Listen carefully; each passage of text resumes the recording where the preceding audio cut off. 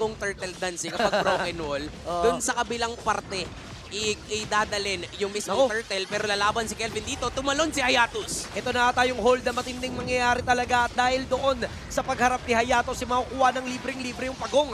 Pero that is gonna be the first blood. Make that 2 kills for RRQ Kaito. Mukhang magiging 3 pa. 3 kills. Ng orbs. Kasi for Dogman right now, he's aggressive. Even si Dan, tinatalunan agad, sino-zone out agad yung mga kalaban. Si Hayatos dito yung sinaniban, heart guard mula doon sa kanya. Pero this time, RRQ Kaito, Kelvin na makakasecure ng pagong. Itutuloy ng kaharian ng paghahabol dun sa likuran. Babagsak si Kaikid, Hayatos at si... Ayan o, tingnan natin. Implosion yan, tsaka ano, ayan o, tingnan mo. Implosion. Wala pa. Wala pa rin, grabe control. Sa imo na, yan na, spam na. Spam ult na yan.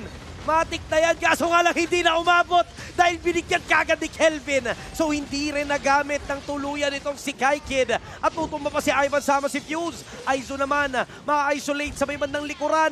So that is gonna be a maniac. A clean wipeout para sa RRQ Kaito. And mukhang sila ang kukuha nitong game na to dahil hindi sila nagpadala doon sa second game dominating win ng Orbs. At ang Kingdom ay makakabawi ng tuluyan.